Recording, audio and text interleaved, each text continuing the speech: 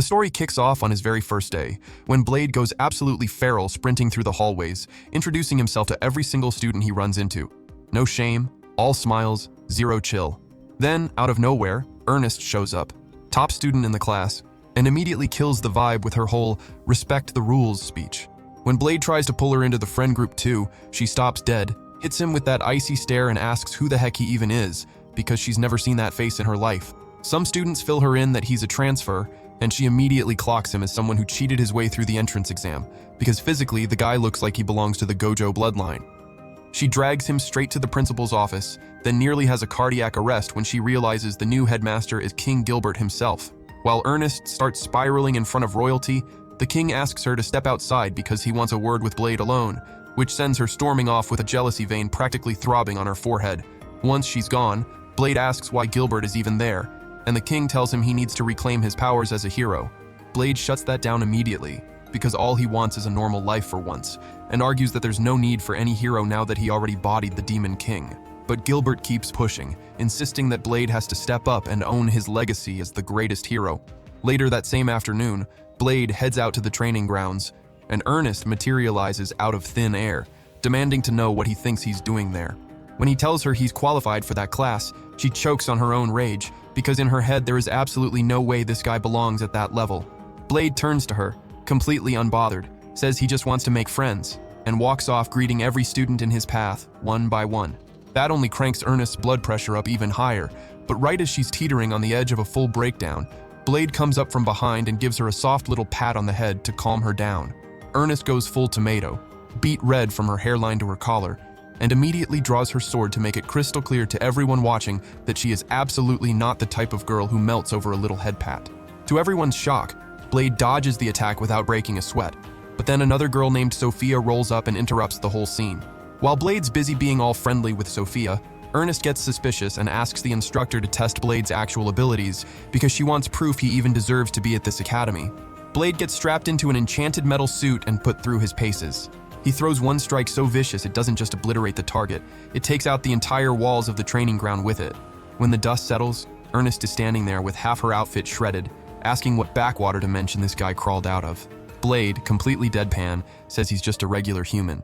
At lunch, Ernest walks up to Blade and apologizes for being rude earlier. He waves it off and immediately calls her his friend, because as far as he's concerned, eating lunch together is more than enough to make it official. Ernest goes red all over again and stutters out that yeah, fine, she guesses they can be friends, and the entire table goes silent in disbelief, because everyone knows she's impossible to get close to. Later that night, Ernest is rolling around in bed, absolutely giddy, because in her head she just scored a boyfriend, since literally everyone in class is too scared to come near her. But she freezes when her massive black sword starts trembling. Years ago, when she was still really young, the sword called out to her and she couldn't resist reaching for it. The moment she touched it, her hair transformed from black to crimson, and ever since, the sword has never stopped trying to drag her into the dark. Back in the present, she shoves back against it with everything she has and tells it to shut up, because she is never giving in. The next day, Ernest challenges every classmate to a sparring match and folds each of them like origami. But when Blade's turn comes, the sword's magic fires off on its own and Ernest collapses, only for Blade to catch her before she hits the ground. A little while later, Ernest wakes up in the infirmary and immediately tries to bounce, but the nurse insists she needs to rest, because it's basically a miracle she's even conscious. Sensing the argument brewing, Blade steps in, asks the nurse to let her go, and promises to look after her himself. Ernest refuses the help but asks Blade to keep her condition a secret. That night, Blade breaks into a secure facility to dig up information on the sword. The next day, he tells Ernest that the sword has a will of its own, that it grants insane power, but she still doesn't have full control over it. Ernest admits it and reveals she's been white-knuckling it constantly just to hold herself back from giving in. Blade then tells her she needs to defeat the demon Asmodeus living inside the sword if she wants 100% control. That night, Ernest psychs herself up and decides to confront the demon, but ends up getting consumed by it and charges straight at Blade.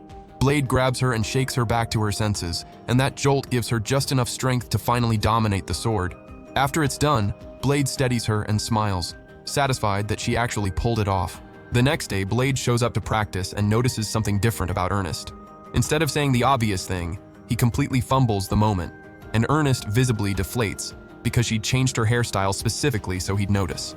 After that, she asks him to keep an eye on Sophia. explaining that Sophia is the type to just follow whatever orders she's given. She also mentions that Sophia doesn't act like she has any real sense of self, and finds it suspicious that Sophia warmed up to Blade so fast the very first time they met. Blade agrees to watch her, and while observing, he notices she only fights with her fists.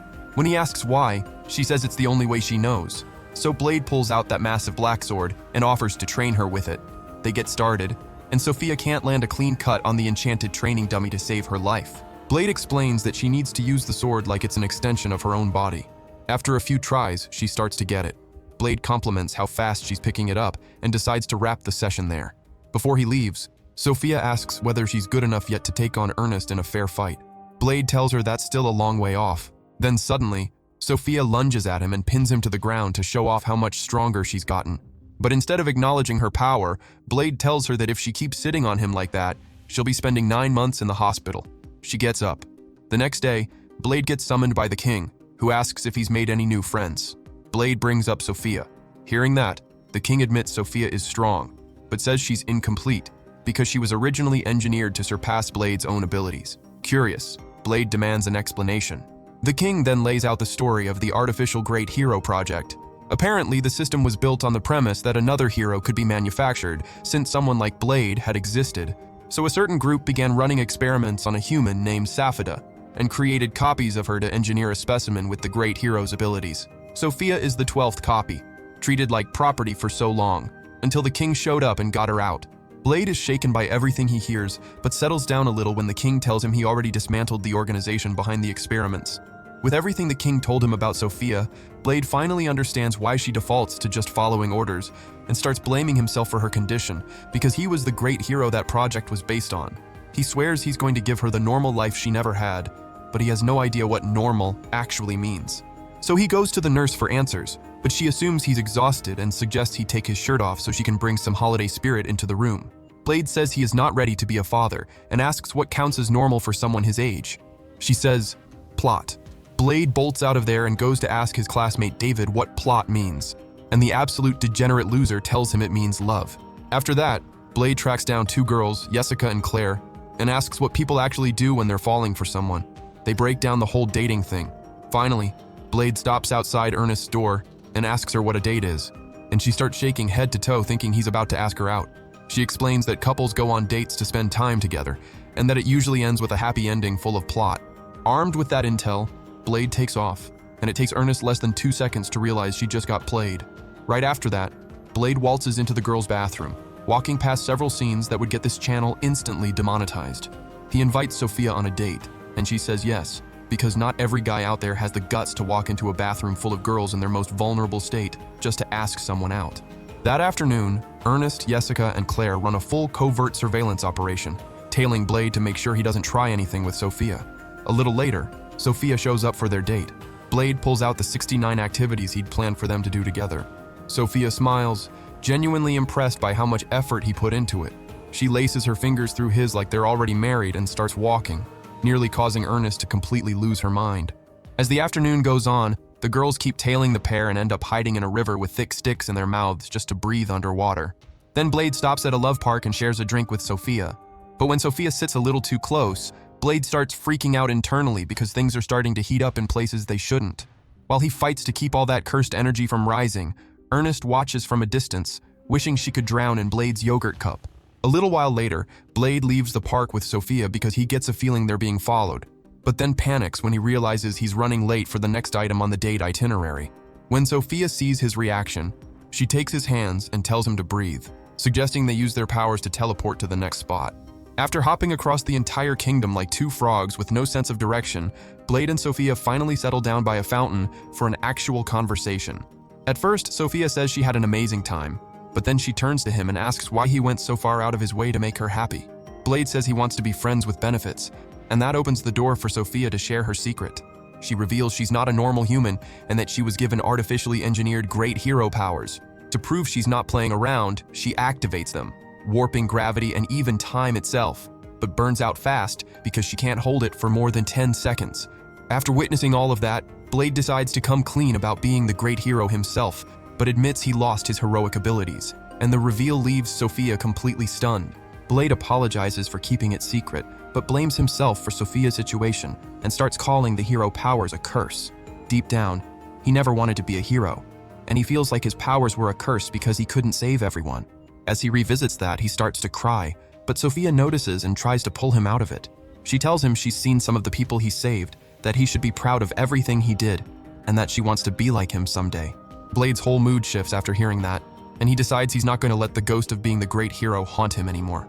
The next morning, Blade joins his friends at breakfast and goes absolutely feral on the food, attacking his plate like it owes him money.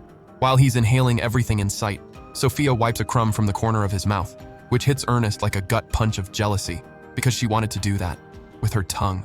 Before long, more students crowd around Blade's table, and one of them, Jessica, shows up in a brand new fit she put together specifically to see if Blade would notice how well it shows off what she's working with. Since Blade only ever clocks a very specific type, he doesn't register the difference at all. Then someone at the table drops that their new friends were admitted to the advanced class and can use whatever resources they want. Leonard clocks Jessica's new look and immediately gets inconveniently thirsty, trying to slide in close and convince her to come hang at his place, but gets ignored harder than a no-name tweet. Ernest then fills Blade in on the king's plan to bring a dangerous magical beast onto school grounds, but Blade doesn't take it seriously. Before he even has time to process it, the entire academy starts shaking. Blade heads out to see what's going on.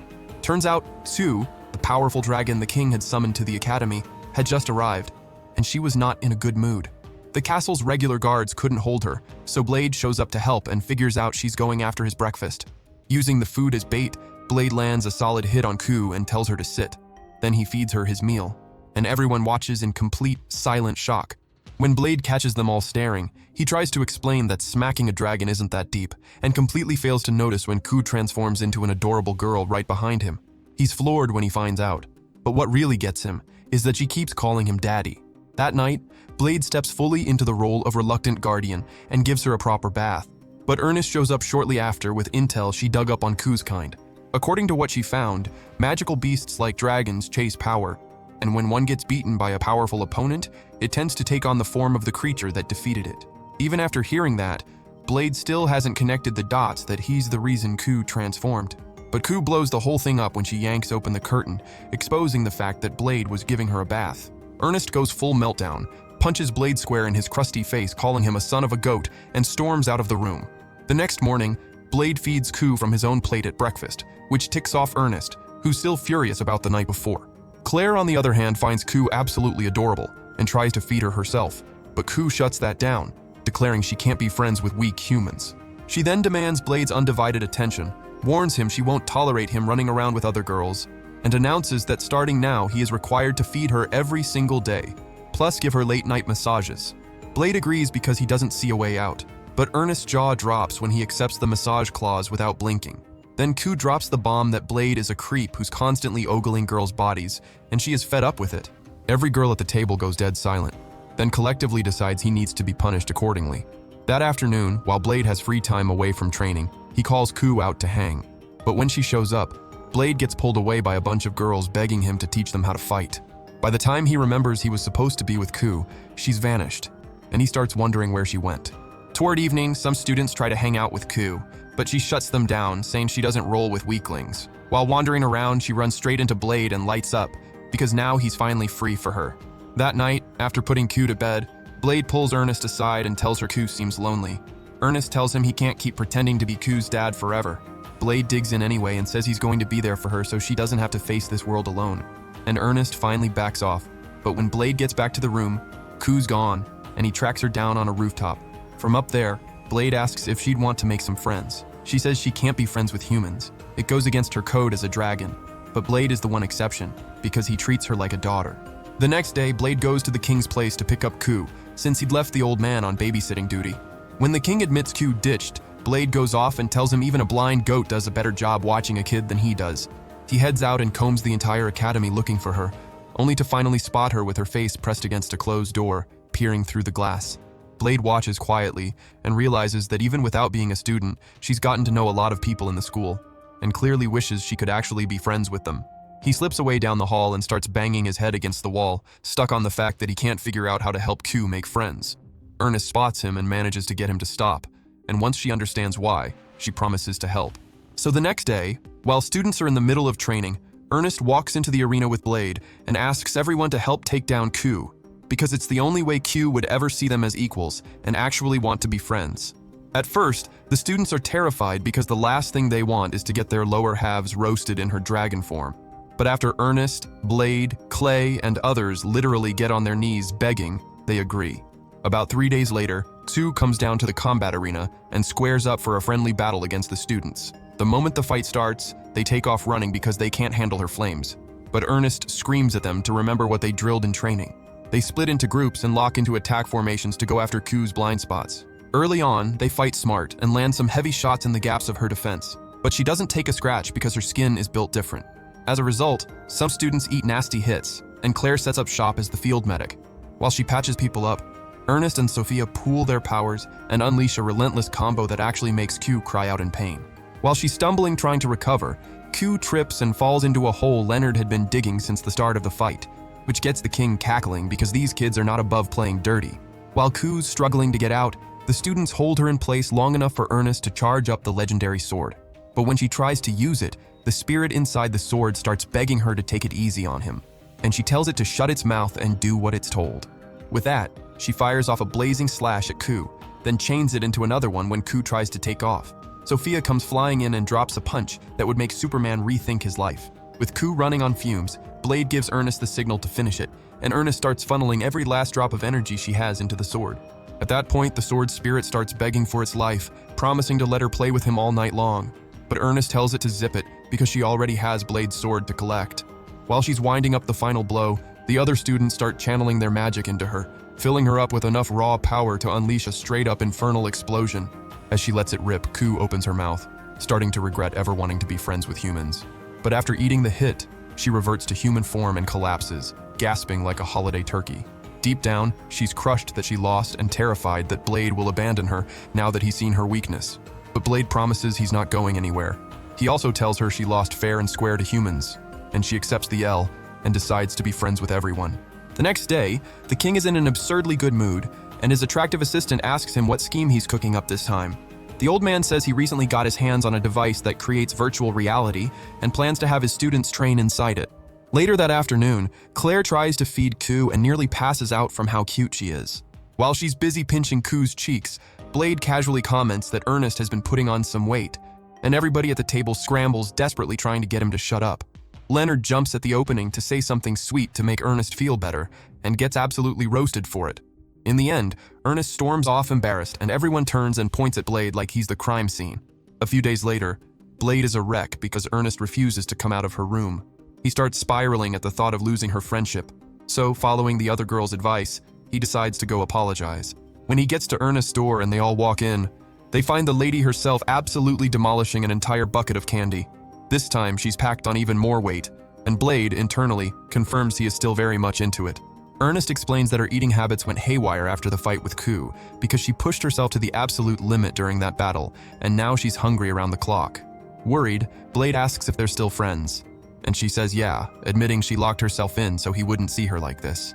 Blade feels the relief wash over him and tries to head out, but the girls grab him and yank him back, insisting he say something nice or Ernest is going to fully break down. Blade thinks about it for a second, and lands on complimenting her appetite. She bursts into tears. Seeing the state she's in, Leonard offers some encouragement, and gets punched on the spot.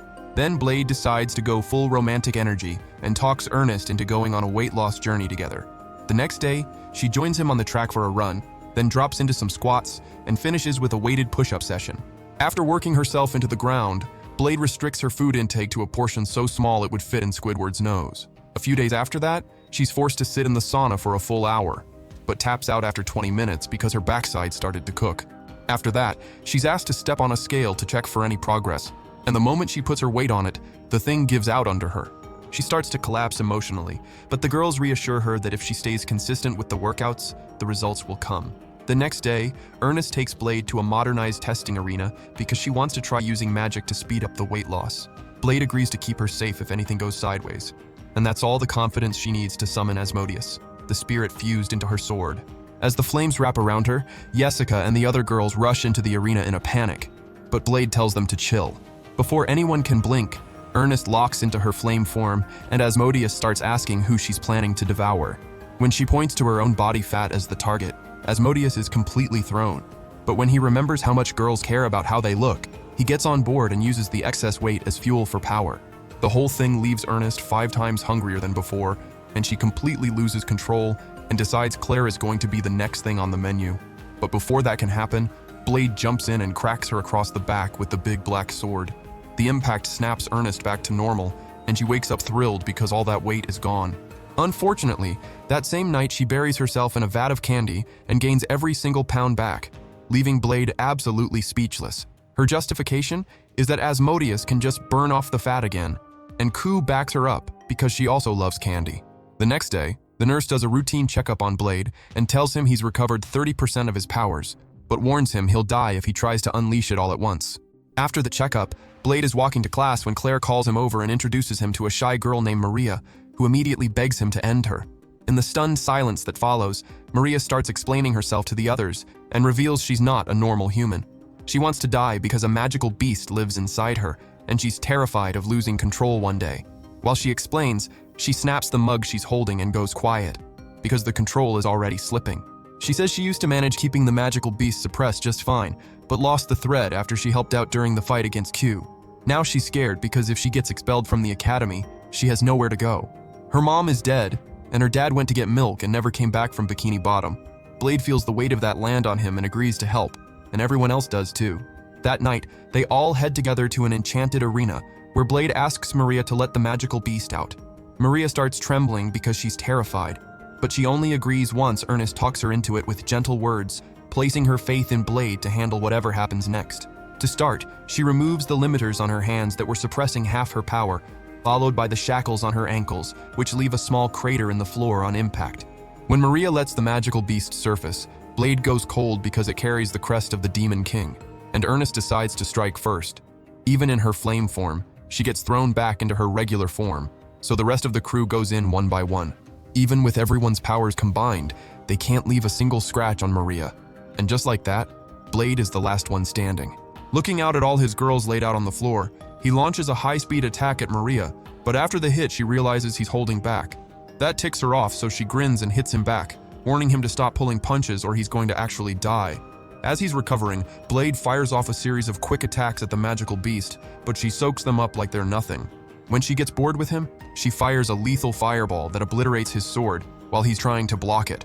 Barely staying on his feet, Ernest hands her sword over to Blade so he has a fighting chance against Maria. He catches it, summons everything he has left, and unloads a nuclear-level strike on Maria that finally drops her, but he immediately crashes because he burned through too much magic. The next day, he wakes up in the infirmary and the nurse nearly smothers him with her assets because she genuinely thought he was gone. Blade smiles and apologizes for going full impulsive mode.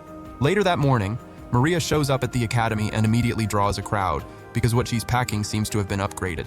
When she spots Blade, she greets him and tries to call him the great hero. But Blade clamps a hand over her mouth because he can't let that secret get out. Turns out she was just taking a guess, and now she threatens to hold his identity over his head as blackmail. Blade says her name desperately, begging her to stop, but she tells him she isn't Maria anymore. Everyone's been calling her Mao now, and she's leaning into it. Later, Blade shows up in front of the king with his friends and demands an explanation about Maria's situation. The king then reveals that Maria's mother was human, while her father was, at one point, the Demon King himself. And that drops the entire room into stunned silence. After the meeting, Clay panics and thinks Mao is going to burn everything down, but Mao insists her powers are suppressed. She argues she's just a regular girl, then promptly grabs everyone's attention by showing off the silky outfit she's wearing, which causes Clay and Kasim to completely blue screen. After she walks away, Claire asks whether Maria and Mao are actually two separate personalities, because she's been puzzling over the fact that Maria hasn't shown up in days. That night, while Ku is asleep, Mao appears at Blade's window and invites him on a date. Blade tries to explain that there are better times to pull something like this, but she ignores him and hauls them both into the sky for a good time. Mid-air, she admits she became self-aware about 5 years ago, which freaks Blade out because he is not trying to end up like Diddy. But Mao says time works differently for magical beasts, and that she'd like to be treated like a lady. She admits she's gotten attached to him and would like a little of what he has to offer from time to time. That floors Blade, but he fumbles the play entirely and insists they just settle things through combat until their hearts are satisfied. Mao tells him he's in no shape to fight, but reveals that Maria's consciousness inside her is holding her back from using her full powers. Worried, Blade asks about Maria and finds out she's buried deep in Mao's mind. Mao also reveals that as calm as Maria looks on the surface, there are shadows in her heart, because she was rejected and feared by humans her whole life. Back then, the only peace she ever found was with her mom. But when her mom died, Maria lost faith in everything and convinced herself her father never cared about her. In the present, Mao admits she was born in Maria's mind as a coping mechanism, a way to carry the emotional weight Maria couldn't, and implies that Maria might never come back. About 3 days later, Eliza, a friend of Maria's from her research group, tells Blade's crew that the choker around Maria's neck isn't a sealing device. Mao insists it is, because she believes the choker is what restricts her, but Eliza says it's actually a recording device. She says the message is from the person connected to the pendant, and Mao realizes she's talking about Maria's mother. But Eliza warns them that playing the recording will bring Maria's consciousness back, which means Mao would be lost for good. Even knowing that, Mao agrees to hear it, but the message turns out to be from her father, the late Demon King. The message was addressed to his wife, asking her to forgive him for leaving her behind to go fight his enemy. He says he had to do it so he wouldn't drag his family into the conflict, but asks that when their daughter, who hadn't been born yet, is old enough, she be told that he's gone. As the recording plays, with the Demon King pouring out his love for his family, Mao starts to cry because she knows Maria is already coming back. She says her goodbyes to everyone, and then Maria's consciousness takes over, and she breaks down sobbing. A few days later, Blade is about to fight Maria, and it's clear that Maria can now call on Mao whenever she chooses, because she found a way for both of them to exist at the same time. A few days after that, Blade and the girls come back from a trip to a pastry shop. They stop when they find a wagon blocking the road. The one behind the wagon turns out to be an equine humanoid named Iona, and Blade knows her. She recognizes him too and almost drops the Great Hero title out loud, but Blade covers her mouth and makes it clear no one can know who he really is. Standing outside, Ernest notices how comfortable he is around Iona and asks if they know each other. Iona tries to throw out a quick cover story. After that, Ernest offers to help with the stuck wagon, and so does Ku. But Blade gets a little let down when he realizes Iona was just delivering a package to the king. After she hands it off, the king assigns her as a teacher at the academy, leaving Ernest and Blade completely floored. The king claims it's because Iona is incredibly skilled and thinks she's the perfect instructor for their class, but Blade is anything but happy about it. On her first day, she gathers the students in the training arena and drags her nails across several blocks of enchanted steel, melting them on contact. The students watch with their jaws on the floor and start shaking when Iona tells them that was just a normal warm-up. She then introduces herself as the Iron Lance, and that makes Ernest go pale because it means Iona commands a military unit as deadly and elite as SEAL Team 6. Iona confirms it and admits she had the honor of fighting alongside the Great Hero.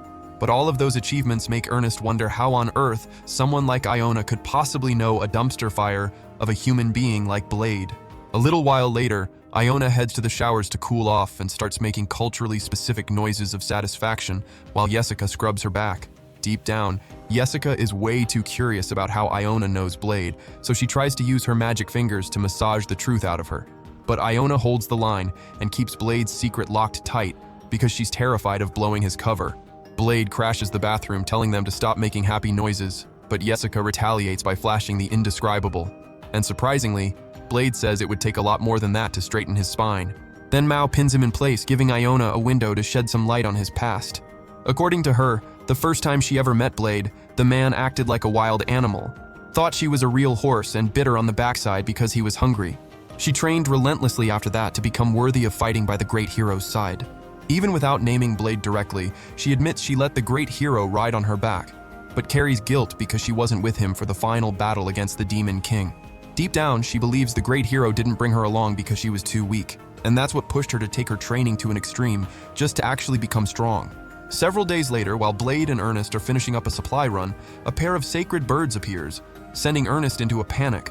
While she's spiraling, Blade tells her to relax because sacred birds don't attack unless they're provoked.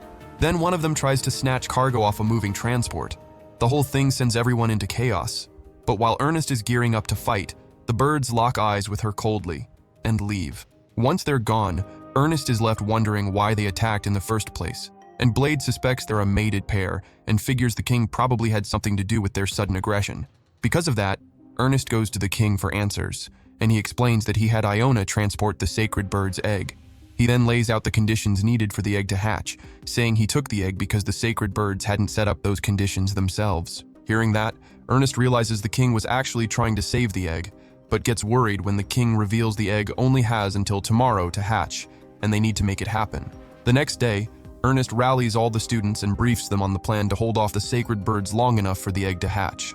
The idea is to keep the egg hidden until the very last moment, then, right as the sun is setting, carry it to the top of a tower and let it hatch in the light. After an inspiring speech, Claire and Maria are a little shaken, because this is a legitimately dangerous mission. Blade tells them he believes in them and that it's going to work out. After that, the mission kicks off with Leonard charging directly at one of the sacred birds, but he runs out of steam mid-air and hits the ground hard. Not long after, one of the birds goes after Jessica, so Clay tries to play the hero, but ends up sprinting to save himself when the thing proves to be way too much. While the bird is distracted, Blade orders his teammates to tie it down with golden iron ropes, but that doesn't stop the bird from moving. Since the ropes won't snap easily, the sacred bird yanks with full force and ends up pulling 2 entire buildings with it. Meanwhile, Claire is out there patching up the injured with her healing powers, but nearly has a heart attack when the other sacred bird comes after her.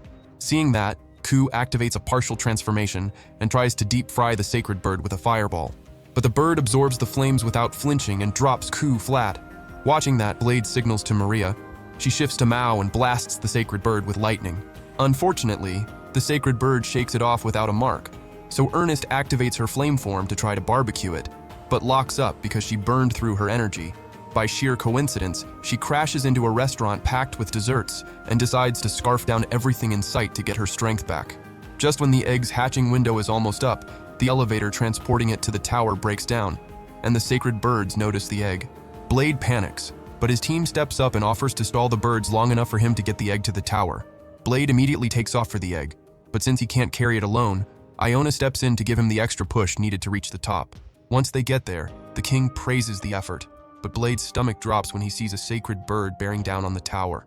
Surprisingly, the king rises to his feet and tries to talk the bird down with calm, gentle words, and it comes out that a sacred bird once saved his life, and that's why he's been going through all of this to save the egg. But he takes a hit from the sacred beast. With only 5 seconds on the clock, Sophia appears and uses her powers to freeze the bird just long enough for Blade to land a devastating strike. Fortunately, the sunlight hits the egg, which hatches and reveals 2 sacred bird twins who immediately stare up at Blade like he's their mom. In one scene, Blade walks in with his sword dripping and faces Sophia, who announces she's finally ready to go all out against him. No holding back. With that, she activates her time stop ability and bombards him with brutal strikes. 10 seconds later, when the ability expires, Blade stuns her by revealing he didn't take a single point of damage, thanks to a body-hardening spell he'd cast beforehand. In one clean movement, he drives the sword into her, and she drops in a pool of blood.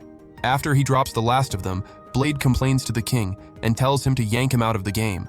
But the old man won't stop rambling about virtual reality technology and how it connects to magic, even though it's supposedly science. Gilbert then announces to everyone that the virtual world is a space where they can go all out and take each other down without any real consequences. Blade, for his part, complains about how insanely realistic the virtual world is and how he has a hard time telling it apart from actual reality. So Gilbert decides to fix that by cranking the environmental settings to max, making the whole place look completely impossible, nothing like the real world. Gilbert then declares that whoever is the last one standing gets to use the virtual reality machine however they want as a reward. Across the arena, Leonard goes after Ernest for a one-on-one, but she turns him into human sashimi in seconds and pins him with her blades. After putting Leonard down, Ernest laughs like a full villain and makes a beeline straight for Blade. Meanwhile, Blade watches Claire and Jessica go up against Kasim and Clay, and when the girls start getting the worst of it, they pull out their physical arguments as a countermeasure, which causes both guys to completely freeze and get eliminated on the spot. Right on cue, Ernest comes in looking like the Grim Reaper, announcing that taking people out in the game has been way too much fun and that she's locked fully into Berserker mode. Blade grabs a weapon and starts blasting shockwaves at the girls, and after spamming the same move faster than someone holding down F5 with no plan to stop, he snaps out of it and discovers he's the last one standing. While the others congratulate him and say they expected nothing less, Ernest goes quiet and broody thinking about how she acted. Definitely not her most ladylike showing. And Blade stabs her one more time with that razor-sharp tongue of his. They go back and forth bickering, giving Gilbert, the king with no shame who loves watching his own students implode, all the entertainment he could ask for. Right then, Blade messes with the virtual machine's settings and cranks everything to the extreme, making sure vicious demons are prowling through the fabricated world alongside every trap imaginable. He plugs Gilbert in directly, guaranteeing the old man has to face every last one of those horrors himself. Still not done, Blade tells Siren to make sure the headmaster keeps getting respawned on repeat until nightfall. After the training session, everyone else, except Kasim and Clay, the two guys who dropped their guard for Jessica and Claire's trick, heads to lunch in high spirits. While Blade is loading up on his favorites, the girls notice the two guys sulking over their loss and ask what happened. Blade, who had a front row seat to the whole thing, explains they lost to Jessica and Claire because they didn't take the fight seriously and kept skipping training. Days later, Blade and the others spot a flyer for the hot springs the king had been building for them and decide to check it out. When they get there, Iona meets them and leads them to take a dip in the thermal pools. Inside, they find out it's a mixed-gender hot spring, where armor of the narrative protection variety is strictly not allowed. While the students sink into the water, they notice Maria hasn't taken her glasses off, because if she does, she'll shift into Mao, who'll put everything she's got on full display in all its glory. The random students also soaking in the springs are quietly depressed, wondering why Ernest kept her towel on while everyone else didn't. Then Gilbert strolls in with absolutely zero shame about what he is or isn't covering up and bellows at Ernest to drop the towel. He even rewrites the kingdom's constitution to back his own agenda and reveals he built the hot springs specifically to feast his eyes on them. The guys back him up and hype Ernest to just lose the towel already, since she's wearing a swimsuit underneath. It strikes everyone as weird, considering they've all seen Ernest in way less when she uses Asmodeus's power, so the whole modesty act seems pretty strange. The back and forth drags on until Gilbert's assistant shuts the lights out on him with one clean hit and hauls him inside to cool off. With Gilbert out of the picture, Ernest steps up confidently showing off her swimsuit. But Blade is already checked out after spending all that time eyeing everyone else. Jessica and Claire try to cheer up the guys who are sulking, genuinely meaning well, but every time they open their mouths, they just pour more salt in the wound, and the two guys bail. Later that night, Blade finds them and tries to lift their spirits, but they can't relate to someone who has never once taken an L at the academy. Clay and Kasim then admit they have feelings for Claire and Jessica, but Blade cannot even begin to process what they're telling him. Ku shows up right on time and advises them to get stronger if they want the girls to fall for them. Both guys are on board, and she tells them they're going to need special training from Blade. Meanwhile, Claire and Jessica meet up in Ernest's room and talk about their concern over the guys still moping after the loss. While they're trying to figure out what to do, Ku drops by and tells them to get stronger too, claiming guys are obsessed with powerful girls. Even while denying they have any feelings for the guys, the girls decide to take the training anyway. Time passes, and Blade whips the guys into shape, teaching them how to consciously channel their fighting spirit. The rematch day finally arrives. They meet in the arena and drop into the virtual world where they can go all out. Before Blade signals the start, Ernest tells them to accept whatever the outcome is with grace. With that, the fight begins, and the guys dodge and block the girls' attacks like they're grinding through an endgame boss. They also tap into their fighting spirit and start throwing elemental attacks at them. What they didn't know is that the girls went through special training too, and the whole thing flips upside down in an instant, with the girls eliminating both of them in one clean sweep. This time around, the guys shake the girls' hands and acknowledge their strength, thanking them for not holding back, and swear they're going to keep getting stronger. When they find out Claire and Jessica were trained by the most powerful girls in the advanced class, the guys complain, but Ernest shuts that down immediately, pointing out it was fair, since they were also trained by someone way above their level. She then corrects their idea of wanting to be stronger than the person they love, when they could just skip all that and confess their feelings. As if talking about herself without realizing it, she glances over at Blade and has a gut punch moment of clarity that it would be asking way too much to surpass him, and confess to him at the same time. Weeks later, outside the academy, the girls notice Iona, a cute little robot, watching students as they pass by. Claire latches onto her immediately like a credit card with no spending limit. Sophia casually mentions that Iona's been standing there for about a week, which gets everyone wondering if the bot is waiting for someone. Iona pulls up an image of Blade, and just like that, the girls bring her inside. Meanwhile, Blade is doing yoga the way he saw it on TV, but Ku tries to copy a move she learned from the wrong yoga class. Unfortunately, Blade's Sigma energy sends her flying so far across the room that he immediately sprints over to check on her. The rest of the girls show up, and when they spot Iona, Blade shocks everyone by demolishing the bot with a single hit without even blinking. Ernest explodes at him for attacking Iona, but he says he has to destroy her, calling her a guardian. While they're arguing, the robot scans Ernest from head to toe and decides to run an update. Later, Iona shows up and asks if she can finally get what Blade has to offer, since he clearly has a thing for girls with generous physical attributes. Blade tells her not to confuse this channel with 2049, and she takes offense to that.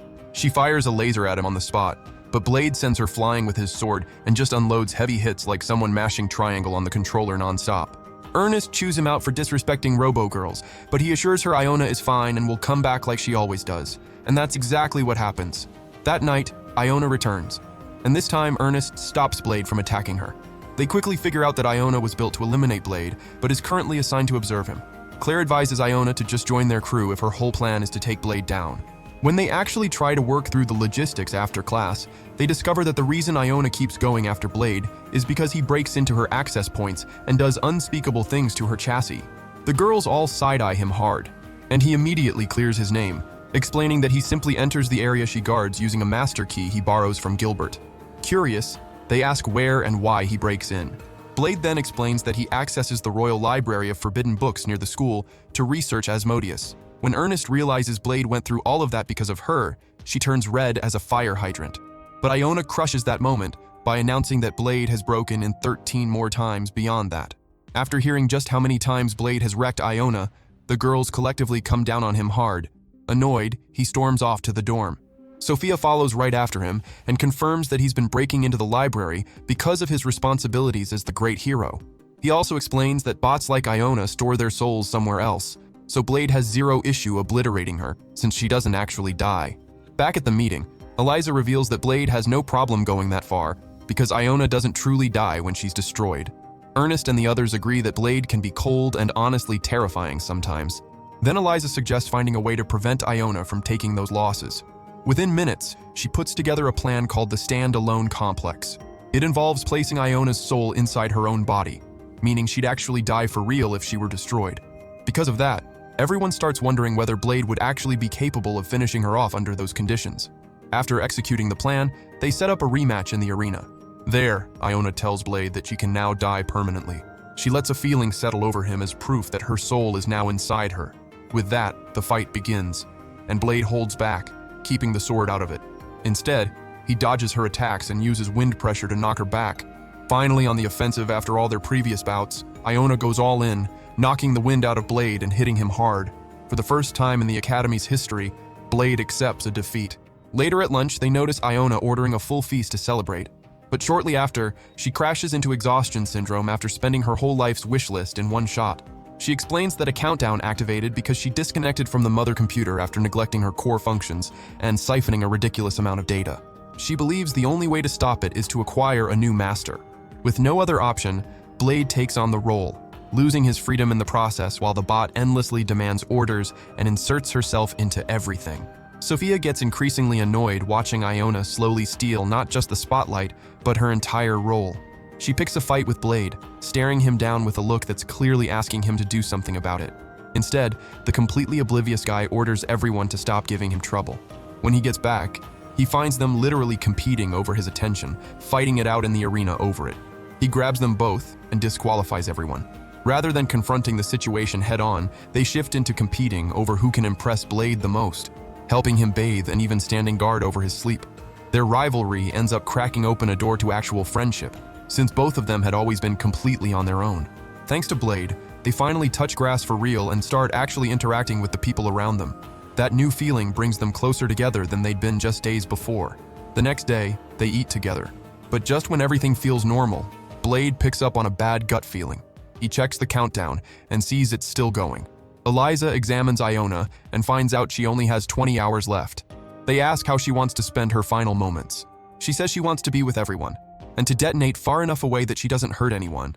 They scramble together to throw her a going-away party, and Iona wonders out loud if it's really okay for her to be with them like this. Sophia tells her to make the most of the time she has left. Later that night, Ernest searches the entire campus for Blade and can't find him anywhere. With 1 minute remaining, Iona creates a barrier separating herself from the group. She thanks Sophia, saying it was because of her that she became human. Everyone starts crying as Iona says her goodbyes. As the counter hits its final digits, she admits she's scared and doesn't want to die. When it reaches 0, everyone braces for the explosion, but Iona is still standing. Then Blade bursts up through the ground and Ernest grabs him, demanding to know where the heck he was. He admits he strong-armed the mother computer into sparing Iona. She checks the connection and sees it's been fully restored. While everyone else celebrates, Sophia tells Iona she can do whatever she wants now. In tears, Iona launches herself at Blade and hugs him, burying his face in her assets. As usual, Ernest boils over, screaming that this just means more competition for Blade's attention.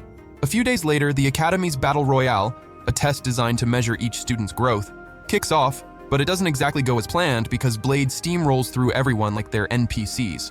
Leonard, the last man standing, promises the others victory while hyping himself up in front of the completely unbothered hero. The salty losers try to pump Leonard up to win and even attempt to guilt-trip Blade into throwing the fight. But Blade just wants to play go when it's over. Leonard swears he'll bring home the win in Ernest's name, but she's genuinely shocked he's still not knocked out yet. And that single comment obliterates whatever was left of his self-esteem. Seconds later, Leonard charges at Blade, but the man literally built from reflexes dodges his ability without a single ounce of effort, leaving Leonard face first in the dirt. Back in the academy dorms, Maria briefly hears Mao's voice in the shower, who notes she's a little surprised that happened. Meanwhile, in Leonard's room, he keeps replaying Blade's strength in his head until his confidence rebuilds itself, and he decides to go fix his weapon. The next day, Maria runs into Leonard in the courtyard and asks how he can still smile after losing to someone he genuinely wants to beat.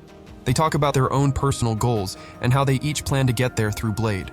Maria cheerfully encourages him and tells him she's rooting for him. But then Eliza rolls up, calls them both hopeless idealists, and asks how exactly they plan to take down a superorganism.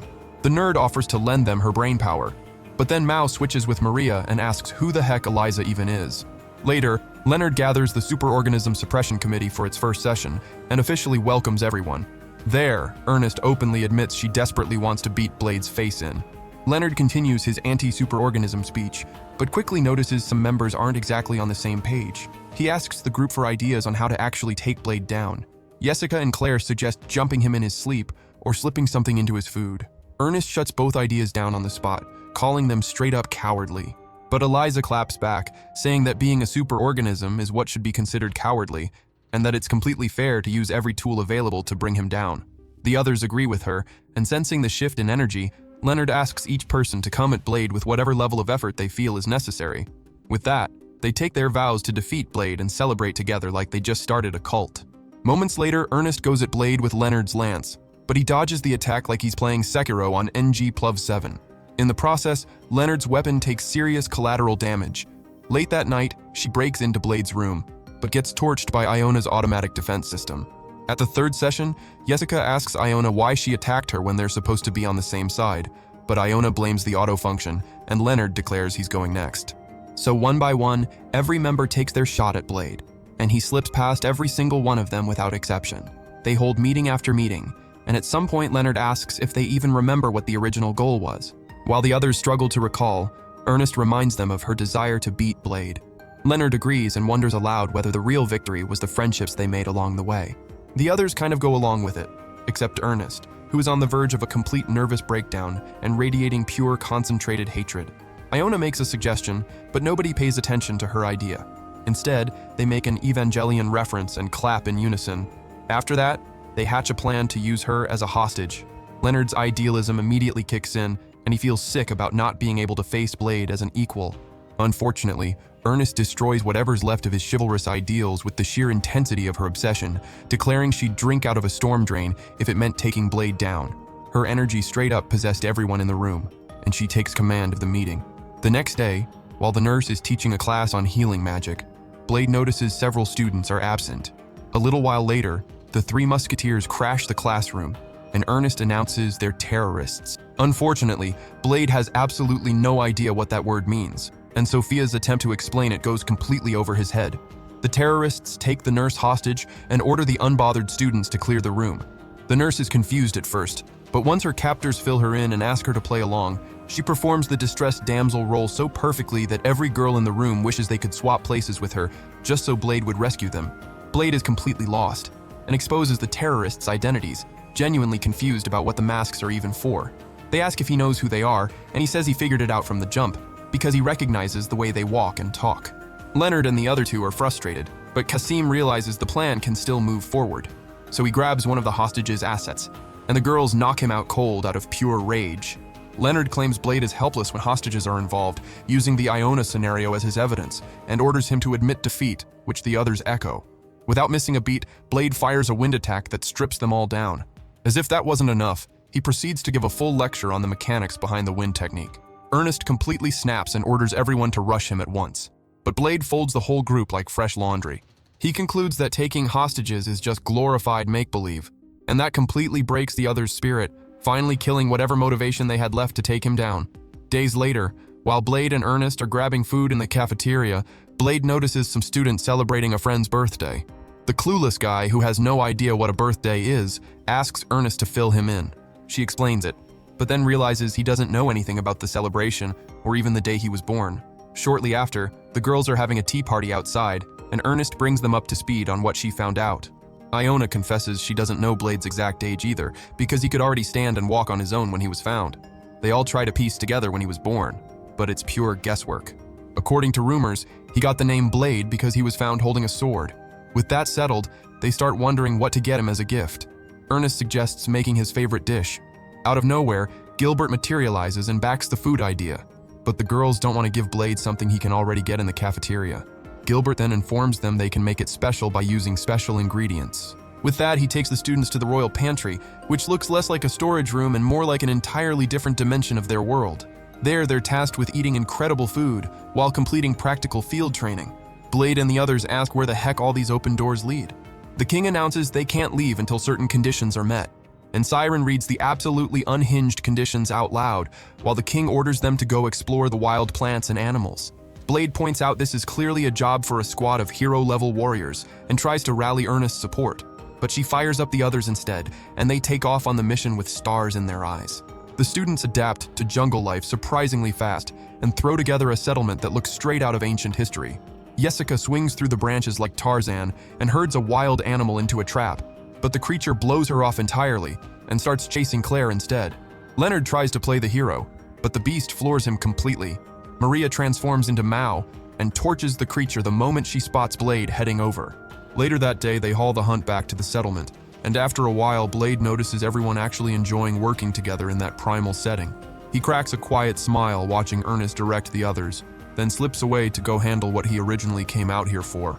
That night, Blade takes a bath in the forest and wonders to himself if this might be the first genuinely good call Gilbert has ever made. A little while later, Ernest appears and asks him not to look, and he doesn't. When she notices the scars on his chest and asks what it was like growing up like that, Blade recounts how he was fighting for his life at every single moment of every day, and the weight of that hits her hard, making her realize just how much he's had to carry. She reaches out and touches the scars, moving closer. The moment is absolutely perfect, but Claire comes crashing into the scene to stop Ernest from leveling up to the next stage of their relationship. A few days later, the students have built proper settlements and fully adapted to life in the wild. Leonard asks how many calories they've burned through, and Iona instantly produces a detailed report of everything they've covered so far, then calculates the estimated completion date using her built-in computer memory. Later, the students face off against a monster cabbage in a cave, and it wraps Ernest in its tentacles, but she cuts through them without breaking a sweat. Maria notes it's undergone adaptive evolution. Its offensive attacks are blocked easily, and Ernest tries to incinerate it completely, but Sophia stops her because they need the ingredient raw. Ernest then rallies the team and they move in on the monster, but Leonard shoves Blade out of the way and uses him as a human shield. They take down the Emperor Cabbage, and Blade is genuinely baffled by how hyped everyone is about it. The students press on and discover the boxer corn, and Blade goes to face it with his sword, but Sophia stops him and slaps boxing gloves onto his hands instead.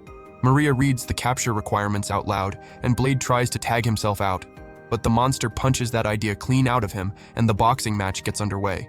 Not long after, the monster is defeated. As they push further in, they run into more monsters and reach the area where they're supposed to harvest pepper monsters, with an insanely strong spice leaking into the air around them. Q, on the other hand, leads Maria and Eliza toward the next target, and Eliza immediately reads the monster intel out loud. Maria shifts to Mao and charges straight at them, while Eliza cheers from a safe distance. Meanwhile, Blade and the others discover giant carrots, and he tries to yank one out, but it lets out an ear-splitting scream. Ernest stops him and reads the important information about them, but Iona just rips them out because she can't be affected by curses. The carrot screams, and the birds and trees around them immediately wither on the spot. Later that day, they haul the carrot back to base, and Ernest picks up on the fact that Blade doesn't like carrots. That night, they hold a feast where Gilbert acknowledges the students' efforts in the royal pantry and announces that the next day they'll face the final ingredient.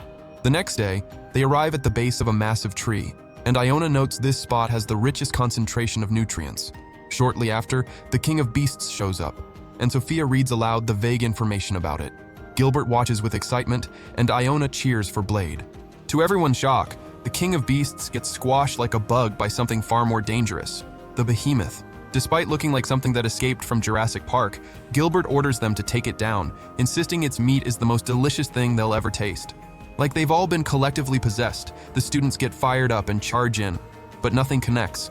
The behemoth swats them away with zero effort, but they keep getting back up. It winds up for a breath attack, and Leonard blocks it with a defensive spell. Ernest leaves the rest to Blade, and he asks for Mao's assistance because he can't take it down with the power he's currently unlocked. He channels spiritual energy into her, but she kisses him to absorb it faster. After that, the others buy them a few precious seconds, and the two of them carve through the behemoth like a hot knife through butter using the demon blade technique. Blade collapses onto the ground exhausted and says he's starving, while the other students celebrate the win around him. Later that day, the nurse tells Blade his strength has risen to 18% and runs through the possible reasons why. He heads out to grab food, but ends up walking face first into his own birthday party.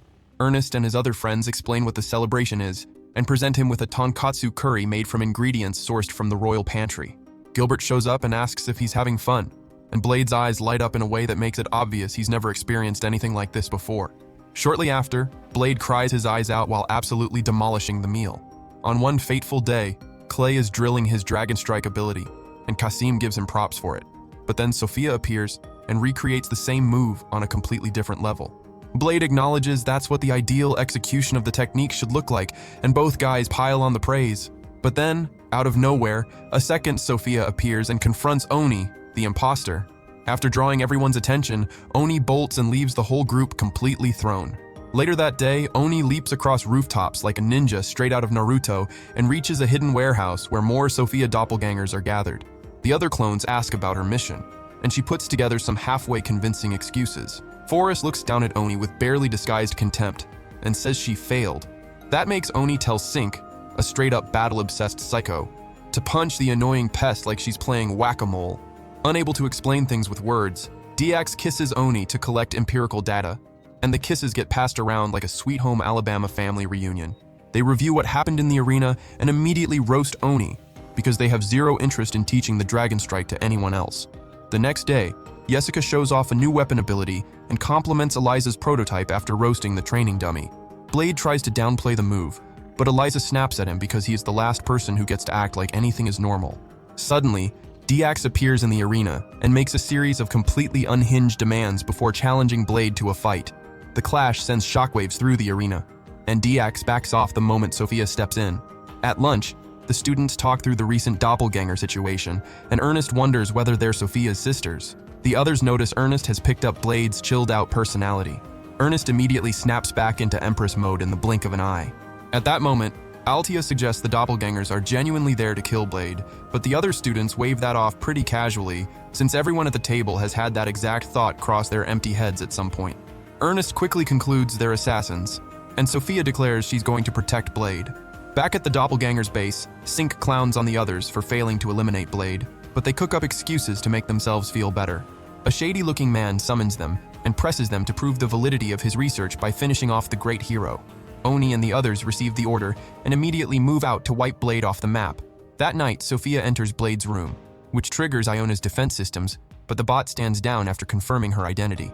Iona guarantees Blade's safety, but suggests Sophia sleep in the room to bump up the security level. To Iona's surprise, Sophia turns that down and announces she'll protect Blade in her own way. She leaves the room and runs into Oni, who she tries to talk into walking away, but Oni prioritizes the mission and attacks. Sophia blocks, takes her down, and locks her up like Ronda Rousey, but stops just short of finishing her off. She lets Oni go, and before Oni pulls the classic villain retreat, she warns Sophia that they'll be waiting in the shadows. The next day, the students lure Sink into a virtual reality world and pull critical information out of her thanks to her limited situational awareness. While the psycho chases them down, Ernest urges Blade to stick to the plan, but a rock clocks him in the head. He stumbles and Sink beats the absolute life out of him while his friends watch. After they exit the virtual world, the others bring Blade back to his senses, and Eliza explains the plan worked because Sink left convinced everything was real. Later that day, Sink punches through walls like a clearance rack Hulk and comes after Blade once she realizes she got played. Blade books it down the hallway, and Iona gives a running report of the structural damage to the building, but they get cut off by another doppelganger. They dodge around her, and Iona taunts them to keep the chase going. Meanwhile, Ernest gets the mages into position. They don't exactly look confident in their own abilities. and Blade funnels the doppelgangers directly into their path. The mages fire off their spells but fail to stop them, and Ernest tries her own, which halts Diax. Blade, on the other hand, barely manages to stop Sync from landing a hit on Ernest in the nick of time, and she realizes he knows how to use magic too. But the pair joins hands and conjures a massive black hole that starts sucking everything nearby with the artificial Great Hero ability. The students try to hold their ground, but realize it has no time limit. The ability nearly pulls in some of the mages, but Blade saves them. Sophia arrives right on cue and creates a smaller black hole that swallows the larger one, concealing it in her own palms, but passes out from the strain. With the kind of style that would make Spider-Man question his life choices, Blade catches Sophia before she hits the ground. In that moment, he sees the other 5 doppelgangers watching him before they walk away with their unconscious counterpart. Later that day, Sophia comes back around, and Blade hands her the apples he cut up the way she likes. She eats and asks about the casualties, and finds out nobody died. He fills her in on everything and tells her not to worry, but she apologizes anyway for causing trouble. He then asks about the doppelgangers, and she explains how they were created using the same technology as her, through the artificial Great Hero project. Sophia says the king rescued her and calls Blade her salvation, but the doppelgangers have no one coming to save them.